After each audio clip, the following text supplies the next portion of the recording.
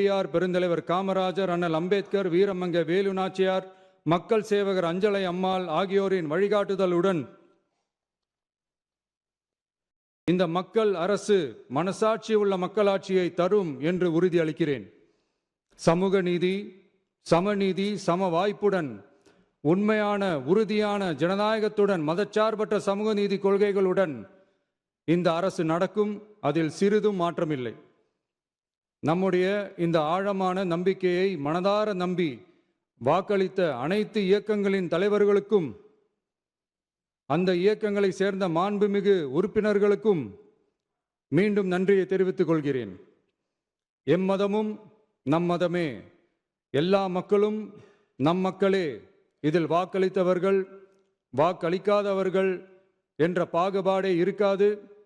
இது எல்லோருக்குமான அரசு, இது சாமானியர்களுக்கான அரசு, இது சாதி மத எல்லைகளை கடந்த அரசு, இது பாகுபாடு காட்டாத அரசு, இது பண்பாடு காக்கும் அரசு, இது பண்பட்ட அரசு, அரசியல் காரணங்களுக்காக யாரையும் எதற்காகவும் புண்படுத்தாத அரசு.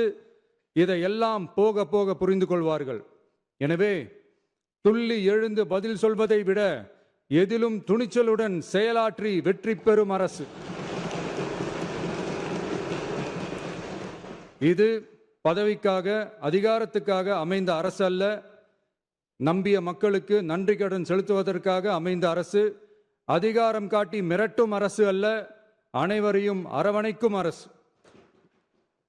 எவர் மீதும் வெறுப்பு காட்டும் அரசு அல்ல, எல்லோரையும் விரும்பும் அரசு. மக்களே முக்கியம், மக்கள் நலன் மட்டுமே முக்கியம். அதுவே எங்கள் ஒரே நிலைப்பாடு. எனவே மனசாட்சி உள்ள மக்களாட்சிக்கு ஆதரவளித்த அனைவருக்கும் மீண்டும் என்னுடைய நன்றியை தெரிவித்துக் கொள்கிறேன்.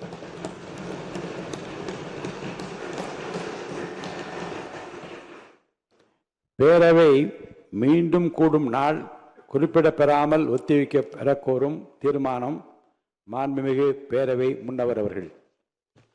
மாண்புமிகு பேரவைத் தலைவர் அவர்களே, பேரவை விதி 25 கீழ் பேரவை மீண்டும் கூடும் நாள் குறிப்பிடாமல் ஒத்திவைக்க பெறலாம் எனும் தீர்மானத்தை மொழிகிறேன்.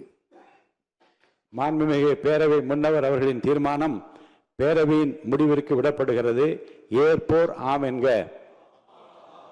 மறுப்போர் இல்லை என்க. மறுப்போரே இல்லை என்று கருதுகிறேன். மறுப்போரே இல்லை. தீர்மானம் ஒருமனதாக நிறைவேறியது. பேரவை மீண்டும் கூடும் நாள் குறிப்பிடப்பெறாமல் ஒத்திவைக்கப்படுகிறது. வணக்கம்.